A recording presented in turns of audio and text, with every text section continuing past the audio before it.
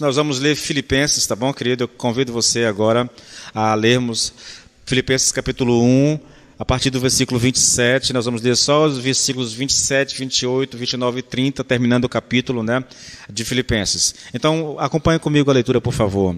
Vivei acima de tudo, por modo digno do Evangelho de Cristo, para que, ou indo ver-vos, ou estando ausente, ouça no tocante a vós outros, que estáis firmes em um só espírito, com uma só alma, lutando juntos pela fé evangélica, e que em nada estáis intimidado pelos adversários, pois o que é para eles prova evidente de perdição, é para vós outros de salvação, e isto da parte de Deus, porque vos foi concedida a graça de padecerdes por Cristo, e não somente de crerdes nele, pois tendes o mesmo combate que viste em mim, e ainda agora ouvis que é o meu. Ok? Vamos orar ao Senhor. Pai, nós queremos te louvar e dar graças ao Senhor pela oportunidade e o privilégio que nós temos, Pai, de poder ler a Tua Palavra, de poder estudar a Tua Palavra, Senhor, de poder aprender com a Tua Palavra, Senhor.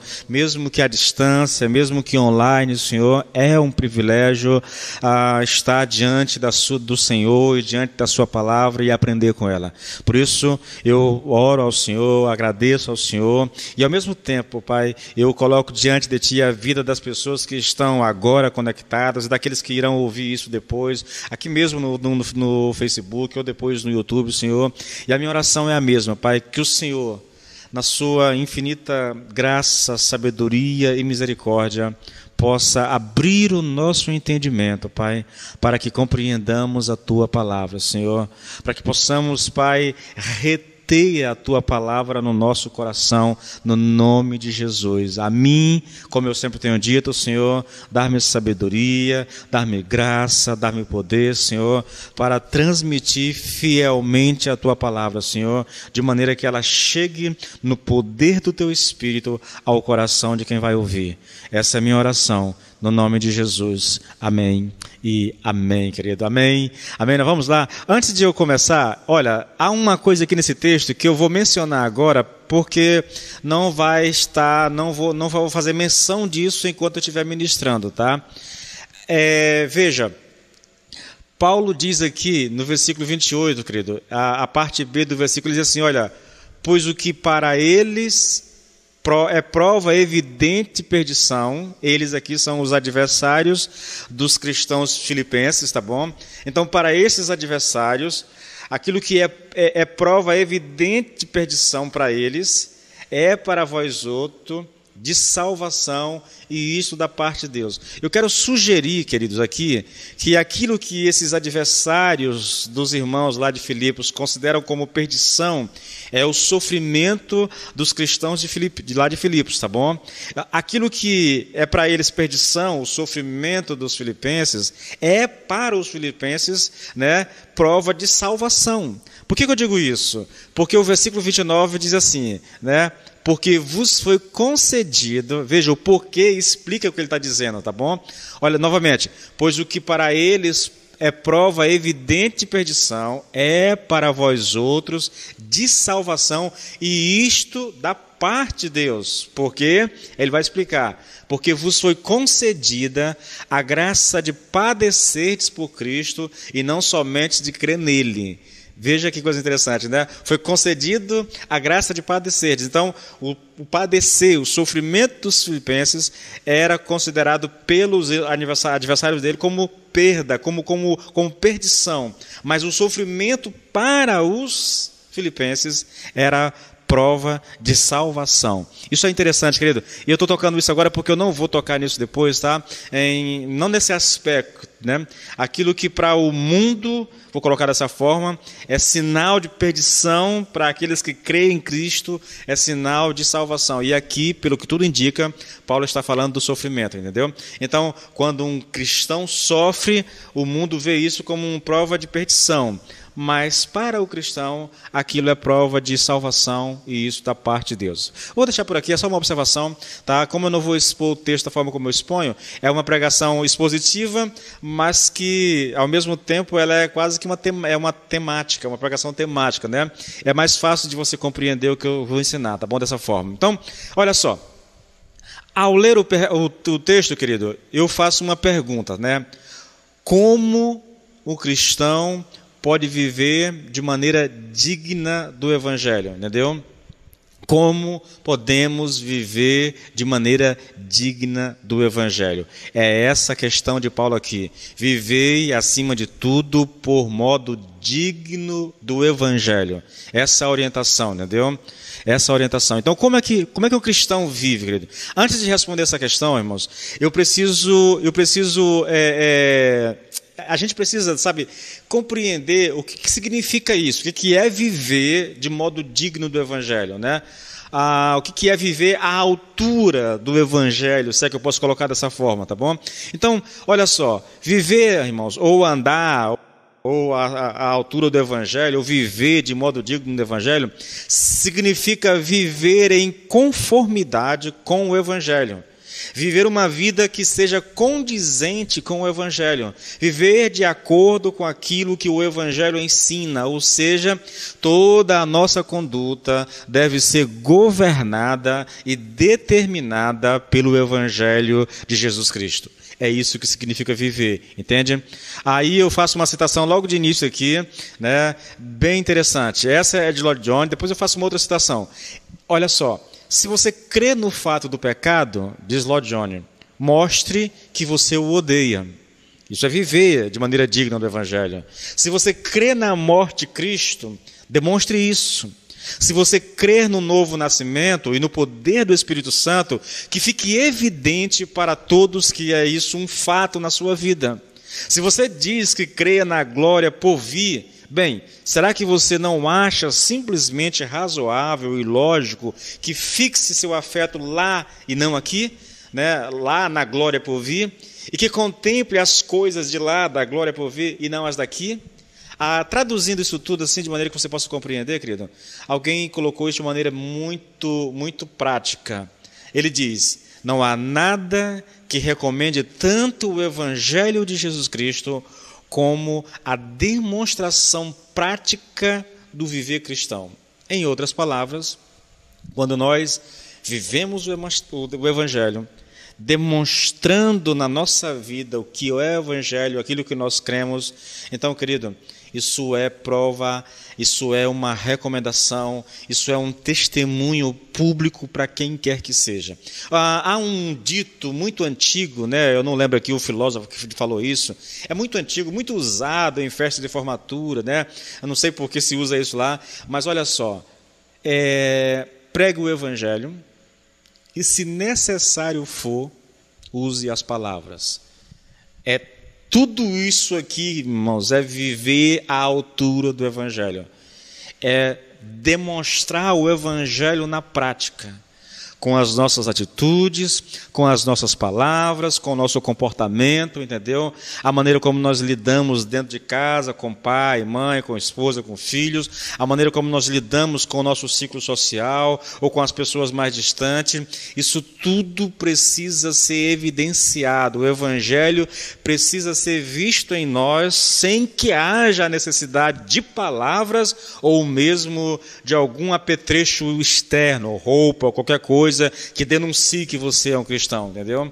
Olha, querido, isso é muito interessante, tá? Isso é viver à altura do Evangelho. Mas vamos lá, como é que nós podemos viver à altura do Evangelho? Primeira coisa que Paulo diz aqui nós vivemos à altura do Evangelho andando em unidade. Olha o versículo 1, só a parte aí do meio do versículo 1, que diz assim, olha, ouça... Né? Ele está falando... Eu vou colocar esse texto aqui para você, de ver ele de uma forma interessante, irmãos. Rapidinho, eu vou abrir aqui um outro texto. Olha só, eu vou ler o versículo todo e citar só a parte que interessa, tá bom? É porque é uma tradução mais nova, a nova Bíblia Viva, né? Diz assim, o versículo 27 que eu li no começo, só que nessa tradução mais contemporânea. Contudo, seja o que for que me acontecer, lembrem-se sempre de viver de maneira digna do Evangelho de Cristo, de tal maneira que quer os veja de novo, quer não, eu continue a ouvir boas notícias de vocês, de que vocês permanecem lado a lado com um só propósito, né, que é anunciar o Evangelho. Olha que coisa interessante, irmãos. Que eu continue a ouvir boas notícias de que vocês permanecem lado a lado, irmãos, lado a lado. Ou, citando a nossa tradução mais antiga, né? Ouça no tocante a vós outros, que estáis firmes em um só espírito, com uma só alma. Essa é mais forte, a ênfase é mais forte, né? Um só espírito com uma só alma. Isso soa muito forte, irmãos. Isso é muito impactante, entendeu? Ele está dizendo para aquela igreja que eles devem agir como uma só alma, entendeu? Fala de uma unidade tão intensa que parece que o comportamento de todos é o comportamento de um só, né? Ou que é isso mesmo, entendeu? Então é algo muito impactante. Agora, por que Paulo diz isso, queridos? Né? Por que ele está falando isso? Olha, aí eu vou te dar pistas do que está acontecendo na igreja, tá bom? Ele está recomendando aqui que haja unidade, que as pessoas caminhem lado a lado, que eles estejam firmes num só espírito, caminhando com uma só alma. Por quê? Parece-me que há um problema na igreja. Então vamos aqui para o capítulo 4 de Filipenses, nos versículos 2 e 3. Olha só, Filipenses 4, 2 e 3. E agora eu quero suplicar àquelas duas irmãs, duas estimadas senhoras, Evódia e Sintique, por favor, com a ajuda do Senhor, vivam em harmonia. E peço a você, meu fiel companheiro de jugo, que ajude essas mulheres, pois elas trabalharam lado a lado comigo, anunciando o Evangelho aos outros. E trabalharam também com Clemente e com os meus outros companheiros de trabalho, cujos nomes estão escritos no livro da vida. Havia na igreja de Filipenses uma desavença entre duas irmãs, querido. E isso provavelmente estava causando problema na igreja, entendeu? Por isso que andar em unidade vem em primeiro lugar. Dificilmente nós viveremos à altura do Evangelho se houver entre nós, igreja, querido, falta de unidade. Se houver entre nós desavença. Queridos, essa é uma mensagem muito, muito importante para a igreja, entendeu? Olha, não é que todo mundo vai pensar igual, não é que todo mundo vai concordar com tudo que é colocado lá. Não, o problema não é esse, querido, entendeu?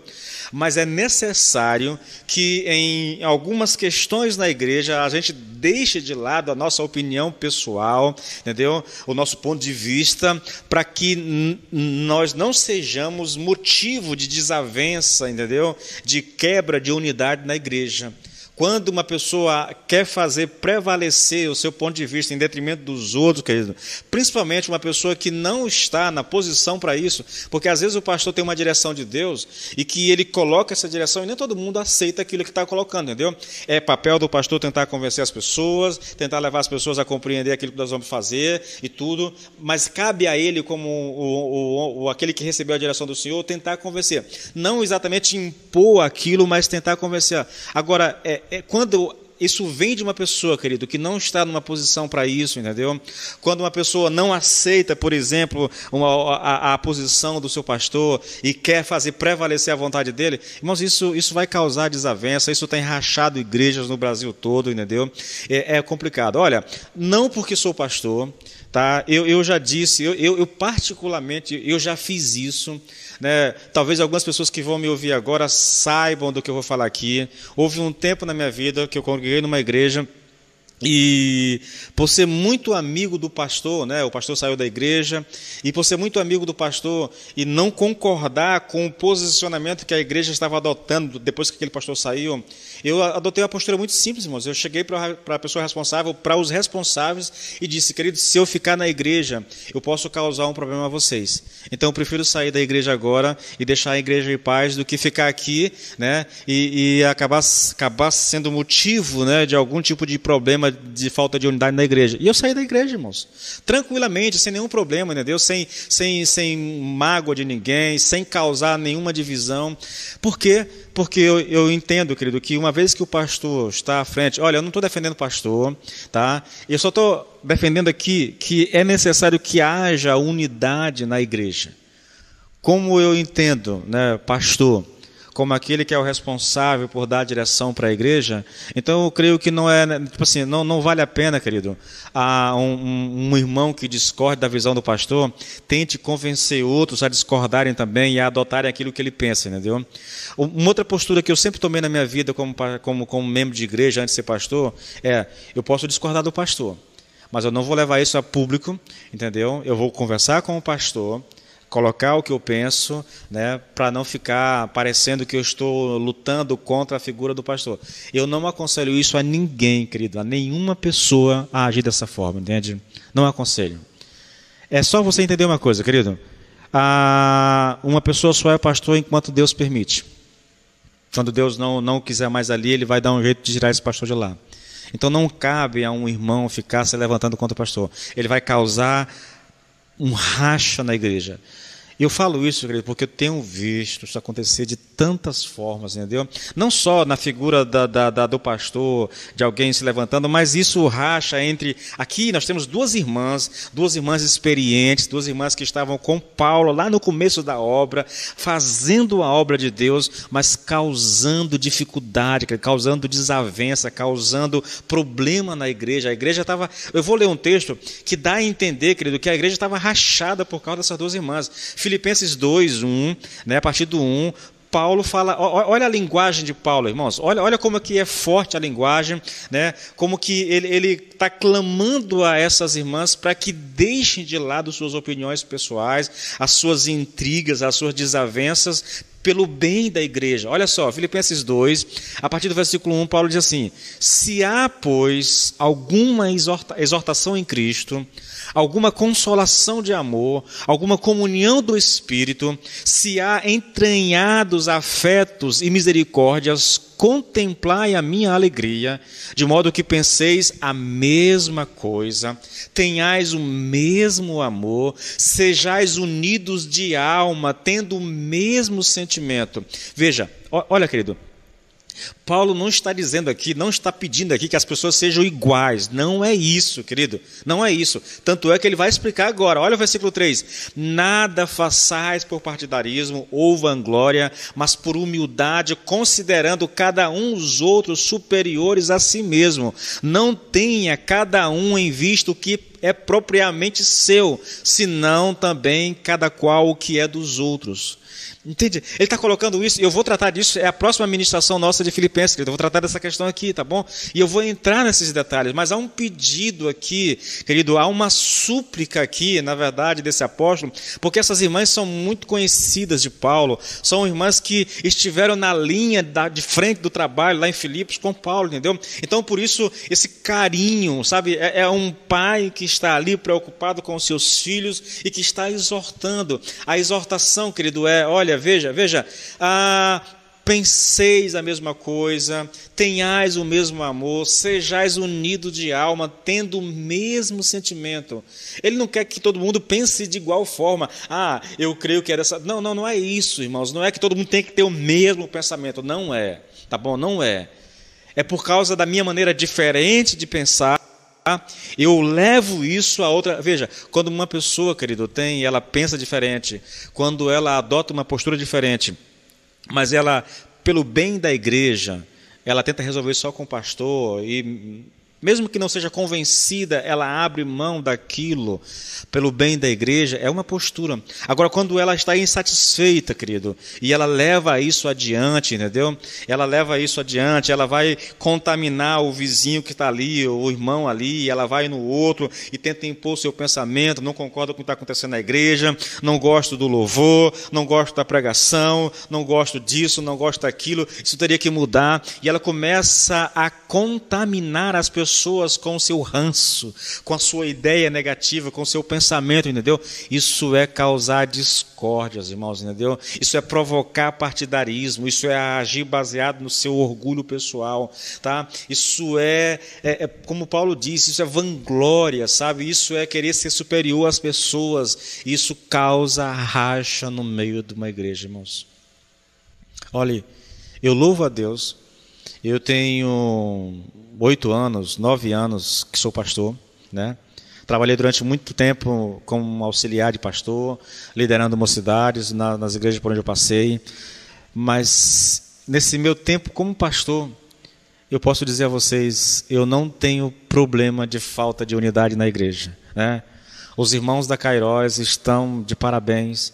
Nós não temos problemas desse tipo, querido. É uma bênção para mim como pastor, é uma bênção que vocês não têm ideia, sabe? Porque eu vivi tanto isso na minha pele, falta de unidade, disputa interna em igrejas, entendeu? Confusão, gente que milita contra o pastor, gente que não gosta de uma pessoa que está se destacando. Eu vivi tanto isso na minha vida, querido, que eu olho para a nossa realidade hoje e eu fico feliz por estar vivendo um tempo tão bom. São 8, 9 anos, quase 10 anos à frente de uma igreja e eu não tenho problemas com relação à dificuldade. Os irmãos são uma bênção. São uma bênção. Nesse aspecto, querido, vocês são 10. Eu penso num pastor orgulhoso, falo disso boca cheia, vocês são 10. Né? Por onde eu ando, eu falo de vocês. Na igreja que eu pastoreio, eu não tenho problemas. Não é que nunca aconteceu nada. Aqui e lá acontece uma coisinha, mas eu não tenho problema, irmãos. Eu sei o que é problema nessa área. Eu já vivi isso em outros lugares, entendeu? Eu já vi isso acontecer com amigos meus. Eu não tenho isso, graças a Deus, entendeu? Então, vamos lá, querido. O problema aqui, irmãos, tratado, né? Eu acabei dando um testemunho, né? E acabei aqui, né? Indo um pouquinho além. Mas olha só, por que é tão importante, querido, que a igreja ande em unidade? Sabe, porque Paulo está tratando aqui de um problema muito sério. É o perigo, né, de fazer a obra de Deus mesmo estando dividido. Queridos, se não houver reconciliação, há racha, entendeu? Há racha. Irmãos, vocês não têm ideia do drama que é uma igreja rachada. Tanto daqueles que saem como dos que ficam. O sentimento, sabe, é uma coisa terrível. Eu já vivi isso, eu já vi isso acontecer tantas vezes, entende? Então nós precisamos ter cuidado, querido. Repito, não é uniformidade de pensamento, irmãos, é unidade de pensamento. Nós queremos a mesma coisa como igreja. Graças a Deus, aí eu mais um testemunho, né? Quando nós apresentei aos irmãos o trabalho que eu queria fazer com a igreja, trabalho de igreja em célula, mostrei o que era, levei os irmãos a uma igreja que trabalha assim, a um retiro dessa forma, levei aqueles que seriam os líderes da igreja, apresentei para a igreja a proposta. Irmãos, deixei livre quem não queria participar, mas foi algo assim tão bacana, né? A recepção das pessoas, nós estamos até hoje com isso, graças a Deus, né? Agora estamos parados porque, né, estamos praticamente impedidos de estar. Hoje é dia de célula. Olha, talvez você estranhe essa camisa aqui, viu? Mas eu decidi que toda quarta-feira eu vou estar aqui de camisa verde, é a camisa da célula. Tem aqui um emblemazinho, querido, aqui, célula Manaim, tá? Tem aqui um escudo, umas espadas aqui e tudo, é a camisa da célula. Para não esquecer que hoje é dia de célula, tá bom? Nós não estamos reunidos fisicamente, mas nós estamos aqui e é uma célula, tá bom? Seria essa ministração lá nas células, porque eu estou exatamente trazendo os textos que estão sendo pregados nas células para cá, porque é uma célula, tá bom? Então vou passar. Veja, a nossa pergunta é a seguinte, querido, olha só para você ter uma noção, como podemos viver de maneira digna do Evangelho? Primeira coisa, andando em unidade. Segunda coisa, lutando pela fé do Evangelho. Lutando pela fé do Evangelho. Aí, novamente, eu vou para o texto, né? É o finalzinho do versículo 1. Lutando juntos pela fé evangélica, tá bom? A fé que Paulo cita aqui não é uma fé subjetiva, do tipo assim, eu creio. Não é isso que eu estou falando, tá bom? A questão não é saber se você confia, se você crê em Deus. A fé do Evangelho aqui é um conjunto de doutrinas que define aquilo que nós cremos. Deixa eu tentar explicar novamente, querido. A fé aqui não é uma fé subjetiva. É uma fé objetiva, tá bom? Não é tipo assim, eu creio, não é esse tipo de fé, eu creio, não é isso, tá bom? A fé é um conjunto de doutrinas, as doutrinas básicas do cristianismo, que são os pilares do cristianismo, tá bom? Eu vou dar um exemplo para você entender melhor. Olha só, em Judas 3, né? Aliás, em Judas, versículo 3, que só tem um capítulo, né? Em Judas, versículo 3 está assim: amados, embora estivesse muito ansioso por lhes escrever acerca da salvação que compartilhamos, veja, ele está escrevendo uma carta para uns irmãos, e ele queria escrever a respeito da salvação. Agora, veja, senti que era necessário escrever-lhes, insistindo que batalhassem pela fé, uma vez por todas confiadas aos santos. Ele queria escrever sobre um assunto, mas aí, enquanto ele estava pensando em escrever, ele teve uma direção, ele está dizendo aqui que sentiu, ele teve uma direção de Deus para escrever sobre a fé que foi confiada a esses irmãos. Que fé é essa, irmãos? É o conjunto de doutrinas básicas, entendeu? Básicas que dão sustentabilidade à fé cristã, entendeu? É isso que ele está citando aqui. Agora, veja, o termo usado aqui, lutando, é muito interessante. Significa esforçar-se em conjunto com alguém. Não é uma luta para ser travada sozinho, tá? É provável aqui, querido, veja, Paulo está escrevendo para os filipenses e Judas está escrevendo para os seus destinatários. Então, é provável que Paulo aqui tenha em mente o seguinte, né? Olha, eu vou citar aqui uma prática muito, quem já estudou os livros de história dos romanos, ou já assistiu esses filmes épicos envolvendo o romano, talvez já tenha visto o que eu vou descrever, entendeu? Porque é bem provável que Paulo tenha em mente aqui, querido, uma formação de batalha muito usada pelo soldado romano, chamada de tartaruga romana, né? A tartaruga romana, querido, era uma formação de guerra em que... Deixa eu tentar, mas eu não consigo. Eu tenho um filme que eu assisti, mas eu não lembro o nome do filme, que eu ia dar para vocês como exemplo, né? Mas era uma formação de guerra em que eles formavam uma espécie de quadrado de soldados. Um quadrado. E aí eles empilhavam os escudos altos, entendeu? Em torno desse quadrado. Ficava como se tivesse uma muralha em torno deles. Os soldados que estavam na linha de frente desse quadrado empilhavam os seus escudos. Os que estavam no meio levantavam os seus escudos. Então, eles se protegiam tanto nas laterais como por cima. Por mais que os adversários lançassem as suas flechas, as suas armas, eles estavam protegidos. Só que, enquanto eles avançavam, querido, havia em torno daqueles soldados que estavam na linha de frente, havia uns soldados por trás dele, cada um com uma lança na frente, entendeu? Então, na hora de se defender, eles fechavam os escudos. Na hora de atacar, eles abriam brecha nos escudos para que aqueles que estavam atrás pudessem lançar para fora a sua arma, a sua lança, entendeu? Pôr para fora a sua lança para atacar os inimigos. Olha, alguém descrevendo a tartaruga romana, disse o seguinte: é fato histórico que a máquina de matar terrestre mais eficiente da história foi o exército romano, praticamente varrendo inimigos e conquistando territórios pela Europa, África e Ásia. Queridos, é uma coisa assim... Eu assisti um episódio, larguei de assistir por causa da imoralidade, né? Um episódio de uma série chamada Roma, né? E aí tem lá, numa cena lá, num dos episódios tem essa formação chamada tartaruga romana, entendeu? Eles vão dar fim a um motim, entendeu? Era uma arma de guerra terrível, por isso que é chamada aqui de máquina de matar, entendeu? Porque era quase que imbatível essa estratégia deles. É provável que Paulo tenha em mente isso, querido, que nós devemos lutar assim pela fé, entendeu? Lado a lado, mais uma vez, em unidade, lado a lado, lutando juntos, entendeu? Pela fé do Evangelho. Agora, veja, como estamos falando da carta de Paulo aos Filipenses, e como já vimos, havia um problema de divisão interna nessa igreja, podemos deduzir que a mensagem aqui seja basicamente esta: como nós podemos defender a fé do Evangelho se nós estamos divididos? Tá? Essa é a questão de Paulo, querido. Esse é o desafio de Paulo para aquela igreja. Nós precisamos lutar juntos, lado a lado, no mesmo espírito, com uma só alma, pela fé do Evangelho. Há ataques de todos os lados. há inimigo de todos os lados. E nós precisamos defender essa fé. Que fé é esta que nós devemos lutar juntos por sua defesa? Quais seriam estas doutrinas tão preciosas que nós devemos lutar por elas? Queridos, aqui eu vou citar aqui algumas doutrinas e explicar algo, né? Eu sei que talvez muita gente não compreenda essas doutrinas.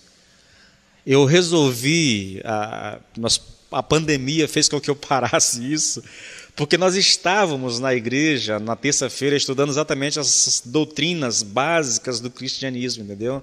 Nós ainda estudamos a Bíblia, gastamos ali umas 5 semanas estudando a respeito da Bíblia. Nós começamos a estudar a respeito de Deus, foi quando veio a suspensão, os decretos, aí nós tivemos que parar com a nossa programação ali na igreja, entendeu? Mas eu vou voltar a isso, porque é importante demais que todo cristão saiba pelo menos o básico das doutrinas que dão sustentabilidade ao cristianismo. Por exemplo, nós temos a doutrina a respeito do Senhor Jesus Cristo, né? Sua deidade, sua morte expiatória, sua ressurreição, sua ascensão ao céu, né? Sua volta iminente. Nós como cristãos, nós precisamos dominar pelo menos o básico disso, querido. Porque senão, veja, como é que nós mantemos, como é que nós sustentamos a nossa fé? Na verdade, como é que nós defendemos a nossa fé se nós nem conhecemos ela, entende? É isso. Não é defender a placa de igreja, querido. Não é isso. É defender aquilo que nós cremos, né? Eu tenho aqui, já falei, a doutrina a respeito do Senhor Jesus Cristo, a doutrina a respeito de Deus, sua soberania, seus atributos, sua bondade, sua misericórdia, seu amor e tantas outras coisas a respeito de Deus. Nós estávamos estudando na igreja sobre isso, né? O conceito, querido, a respeito de Deus, quem é Deus, nós estávamos estudando sobre isso, né? A doutrina a respeito do Espírito Santo, novamente sua deidade, sua pessoalidade, seu ministério, entendeu? A doutrina da Trindade, a doutrina a respeito da Bíblia, do pecado, do homem, tantas outras doutrinas que são as bases da fé cristã. Às vezes eu me preocupo com essa questão, sabe? Nós não conhecemos isso. Irmãos, isso é uma coisa assim tão delicada e ao mesmo tempo tão gritante nos nossos dias. Muitas das pessoas que estão lotando igreja, os que estavam, né, está todo mundo agora em casa, não conhecem a fé que dizem crer, irmãos, que dizem defender. Aí a guerra nas redes sociais é pelas placas de igreja, ou então por temas secundários, entendeu? Se discute muita coisa secundária. O importante, querido, são essas doutrinas básicas. Eu citei só algumas aqui, entendeu? E não dá nem para entrar aqui no mérito dessas doutrinas, porque aí nós tomaríamos... Vou te dar uma noção. Nós gastamos, se eu não me engano, 6 semanas, apenas 1 hora por semana, para estudar a respeito da Bíblia. E foi uma abordagem geral, superficial. Por quê? Porque se nós fôssemos estudar a fundo essas doutrinas, nós gastaríamos muito tempo, entendeu? Então não dá para entrar no mérito aqui. Então, só mais um tópico e eu encerro. Só mais um tópico. Essa semana que vem eu finalizo a ministração e faço as aplicações, né? Como nós podemos viver à altura do Evangelho? Primeiro, andando em unidade. Segundo, lutando pela fé evangélica. Terceiro, vivendo sem medo dos adversários do Evangelho. Aí o Paulo diz assim, e que em nada estáis intimidados pelos adversários. Querido, isso é o versículo 28. Deixa eu pegar aqui. 28, isso é isso mesmo, versículo 28, tá bom? Veja, nós não encontramos aqui, assim, no texto que nós estamos lendo, nada de concreto na carta dos Filipenses aqui, com relação a esses adversários. Eu sei que quando a gente chegar no capítulo 3, nós temos ali uns adversários que são os pregadores judeus, né? Os falsos apóstolos, que são chamados judaizantes, né? Paulo cita eles em Filipenses 3:2, né? Acautelai-vos dos cães, acautelai-vos dos maus obreiros, acautelai-vos da falsa circuncisão. Esses irmãos são os inimigos de Paulo, são por onde Paulo foi, eles abriu a igreja, eles estavam ali perturbando Paulo. Mas não parece, querido, que é disso que Paulo está falando aqui, entendeu? Também não parece aqui inimigos internos, entendeu? Ele já citou essa questão das irmãs aí, das faltas de unidade. Aqui parece ser uma outra questão, tá? Olha, eu vou colocar da seguinte forma, entendeu? Eu creio que não seja possível chegarmos a esse tipo de dedução, principalmente se levarmos em consideração o contexto imediato dessas palavras, intimidado pelos adversários. Eu vou colocar isso da seguinte forma para você. Eu vou ler esse texto numa versão mais contemporânea, para você ter uma noção do que eu estou falando. Olha só. Não tenham medo dos seus inimigos, tá? É uma tradução mais contemporânea. Sejam sempre corajosos, pois isso será uma prova para eles de que serão derrotados e de que vocês serão vencedores. Eu não concordo com essa tradução, mas o que me interessa vou chegar no ponto, tá? Porque é Deus quem dá a vitória a vocês, pois Ele tem dado a vocês o privilégio de servir a Cristo, não somente crendo nele, mas também sofrendo por Ele. Agora vocês podem tomar parte comigo na luta. Como vocês sabem, a luta que vocês viram que tive no passado é a mesma que ainda continua. Então, olha só que coisa interessante, querido. Quando Paulo fala da luta que vocês viram que tive no passado, ele está com certeza falando da situação que ele viveu em Filipos e que culminou com a prisão, né? Do que ele está falando aqui? Paulo, quando começou a igreja em Filipos, ele no início da igreja lá, ele expulsou o demônio de uma menina que adivinhava. Os patrões daquela moça, que era possessa e adivinhava por causa do demônio que estava nela, quando o espírito foi expulso, a menina deixou de adivinhar. Aqueles homens, por causa do prejuízo que eles tiveram com aquilo que Paulo fez, eles acusaram Paulo de estar pregando algo que contrariava a religião dos romanos, entendeu? Que estava causando problema para os romanos. Então eles levam Paulo e o seu colega, me parece que é Barnabé, a público, fazem uma acusação, condenam Paulo. Ali, publicamente, eles arrancam as vestes de Paulo e de Barnabé. Paulo e Barnabé são açoitados com vara e depois são aprisionados. Então é disso que Paulo está falando aqui, entendeu? É disso que Paulo está falando. Veja, é isso que o texto está falando assim, olha, como vocês sabem, a luta que vocês viram que tive no passado é a mesma que ainda continua, né? Provavelmente os inimigos aqui são essas pessoas, tá bom, querido? São pagãos, são gentios, são ímpios, né? São pessoas que não conhecem a Deus, entendeu? São esses os inimigos.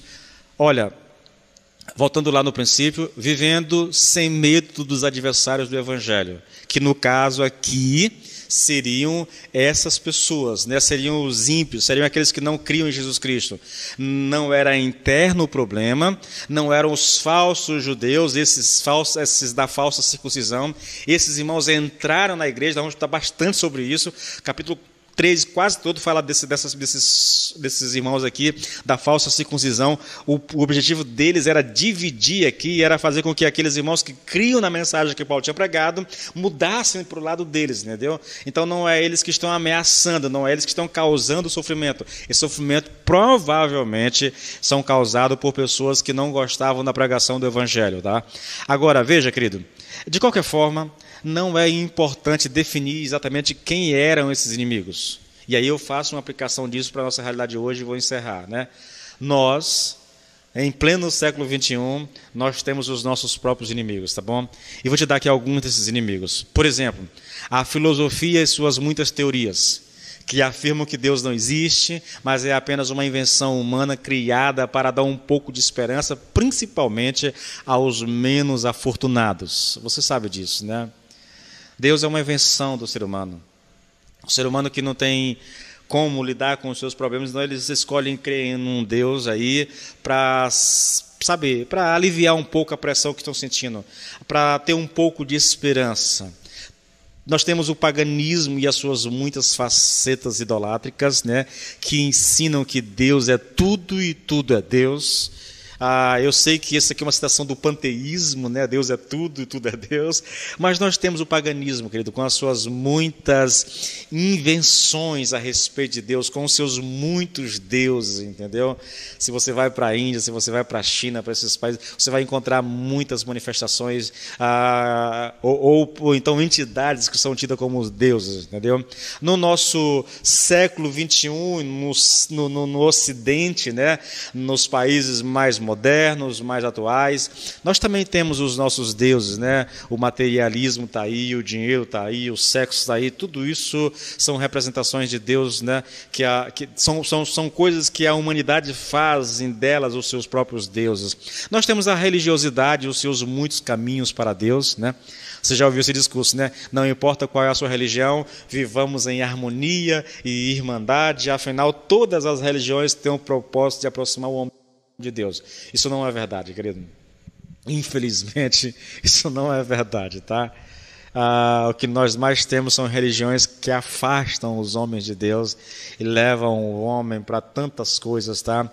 Nós temos também o pseudo-cristianismo e as suas muitas promessas de prosperidade, de conforto, de bem-estar, né? Tudo aqui nesse mundo, né? Em detrimento das promessas de vida eterna. Tudo isso são os inimigos modernos do cristianismo, querido. Estão aí, nos cercam de todos os lados, entendeu? A gente vive essa pressão. Olha, eu estou acompanhando de maneira muito cautelosa o que vem acontecendo no Brasil. Eu estou falando de inimigos, tá, do cristianismo. Eu vi, por exemplo, o pastor Augusto Nicodemos citar ontem, ele com há uma sociedade lá, é uma sociedade, né, de cristãos e advogados e tudo, chamada Anajure, uma sociedade cristã de juristas, que estavam querendo ir ao governo do Pernambuco, porque o governo do Pernambuco decretou lockdown, né? Fechou tudo em Pernambuco, não permitindo nem mesmo os pastores saírem das suas casas e irem aos templos, não para realizar um culto para as pessoas ali, né? Mas para fazer as suas lives. Porque lá tem estrutura, está tudo lá, tem uma internet de qualidade, tem equipamento de som de qualidade, de imagem, né? E aí eles estavam tentando, junto ao governador, a liberação para eles se deslocarem das suas casas até as igrejas para realizarem os cultos virtuais, queridos, entendeu? Porque há uma proibição. Isso é uma preocupação, querido, que eu já tenho. Né? Olha, nada contra o fechar as igrejas, entendeu? Mas isso está ganhando ares, irmãos, assim, de algo que não me cheira bem, sabe? E mais ainda, há uma preocupação com relação ao futuro. Eu vi o próprio Nicodemos, o Hernando Dias Lopes falando sobre isso, já vi outros pastores falando sobre isso, entendeu? Isso tem preocupado alguns cristãos. Das autoridades usar o poder que tem para impedir os cultos, entendeu? Veja, se você está num lugar onde já tem muitos infectados, eu acho que, guardadas as devidas proporções, talvez sim, a gente precisa se isolar, não faz live, entendeu? Eu tenho falado sobre isso, porque eu acredito que num lugar onde não tenha casos, não tem por que a igreja fechar, entendeu? Na verdade, não tem nem mesmo porque o comércio fechar. Eu penso dessa forma, entendeu? Se não há casos, ou se a cidade é grande e tem 1, 2 casos, eu não vejo por que fazer isso. O fato é que, não estou dizendo que os governadores são inimigos agora, entendeu? Mas eu começo a olhar para o futuro e isso me deixa preocupado, tá? E eu falei isso porque estou falando dos inimigos. Nós temos inimigos suficientes para trazer preocupação para a igreja, querido. Mas acredito sinceramente que os inimigos externos, por mais que eles causem algum tipo de preocupação, não deveria ser essa a nossa preocupação no momento. O que a igreja não pode, querido, é ter inimigos internos, racha interno. O que a igreja não pode é se permitir viver se degladiando, entendeu? Irmão contra irmão, igreja contra igreja. Isso não, querido, isso não. Nós devemos ter cautela com relação a isso. Então, finalizando, como é que nós podemos viver à altura do Evangelho, vivendo em unidade? Isso parte, cada um de nós, um esforço contínuo para manter a unidade da igreja, entendeu? Defendendo a fé evangélica. Isso também é uma responsabilidade pessoal nossa, primeiro de conhecer, pelo menos aquilo que é básico na doutrina cristã a respeito do Evangelho, entendeu? As doutrinas básicas do cristianismo, que houvesse em nós o interesse de conhecer, de estudar a respeito disso, para que a gente possa defender. E aqui, querido, por último, né, vivendo sem medo desses adversários do Evangelho, entendeu? Irmãos, vão se levantar pessoas? Vão criticar? Vão falar mal? Vão. Nesse período de pandemia, o que tem gente criticando os pastores por quererem abrir a igreja, o que tem gente chamando o pastor de vagabundo, de interesseiro, de não sei o quê, isso vai acontecer, entendeu? Vai acontecer. Eu acredito que a gente não deveria nem estar dando respostas para isso, entendeu? Não estou dizendo, ouça bem o que eu vou dizer aqui, querido, antes de encerrar. Não estou dizendo que não existam muitos pastores interesseiros. Sim, existe, eu não vou esconder isso de ninguém. Mas a maioria dos homens de Deus são homens de Deus, sim. Homens que estão vivendo para Deus, sim. Homens preocupados com o Evangelho, com as almas, sim. Tá? E que não caberia a eles tais acusações. Mesmo que houvesse o interesse de realizar o culto. Querido, deixa eu dizer uma coisa para vocês. Nesse período todo, irmãos, as pessoas precisam de algum tipo de conforto e de ajuda espiritual. A fé, quando ela é alimentada, sabe, vindo do ato, irmãos, o culto é muito importante para a igreja. A gente não pode tirar isso, descartar de forma alguma, entendeu? Sim, devemos obedecer às leis, sim, mas nós não podemos. Eu lembro do Bolsonaro falar isso no começo lá, né? É importante nesse tempo, irmãos, que as pessoas estejam com a sua fé fortalecida. Ah, pastor, mas isso aqui não fortalece? Ajuda, querido. Mas deixa eu dizer uma coisa, isso não substitui um culto, tá? De maneira alguma. O clima, a adoração, o ambiente, entendeu? É perigoso? Irmãos, é perigoso. Devemos desobedecer às autoridades e partir? Não creio que seja assim, entendeu? Não creio que seja assim. Mas o que não pode é uma pessoa que nem conhece um pastor sair acusando pastores honestos, homens de Deus, de vagabundos e interesseiros, só porque ele quer realizar culto. Isso não, querido. A gente precisa ser coerente com essas questões, tá? E eu acho que nenhum de nós deva ir para as redes sociais e sair tentando se defender. Não, quer falar? Fale, querido. Eu acho que as ovelhas, aqueles que estão conosco, cada ovelha conhece seu pastor, entendeu? Eu acho que isso basta, isso é suficiente. Bom, com isso eu encerro, tá bom? Eu vou orar com você. E na semana que vem eu repriso isso aqui muito rapidamente, sigo para terminar a nossa reflexão, tá bom? Pai, em nome do Senhor Jesus, te damos graça por esse tempo na Tua presença, Senhor. Mais uma live, Senhor. Mais um estudo bíblico, Pai. Mais um tempo de compartilhar com os meus irmãos as verdades do Evangelho. E mais uma vez eu te peço, ajude-nos a viver a fé, nos ajude a viver à altura do Evangelho. Dá-nos a graça de compreender as doutrinas básicas do Evangelho. Dá-nos a graça de querer aprender essas doutrinas, Pai, e praticá-las, Senhor. Vivendo em unidade, Senhor, defendendo a fé do Evangelho, lutando contra os inimigos, não exatamente guerreando contra eles, Pai, mas nos fortalecendo cada vez mais na nossa fé, nos firmando cada vez mais em Ti, Senhor, porque isso basta para nós. Pai, tome a vida de cada pessoa que está agora online, Senhor, e que o Senhor as abençoe poderosamente no nome de Jesus, guardando de todo o mal, Senhor, e dando a elas fé, esperança. Que os corações de cada um deles sejam inclinados a Ti, Senhor. Que a fé deles repouse em Ti. Essa é a minha oração, no nome de Jesus. Amém e amém.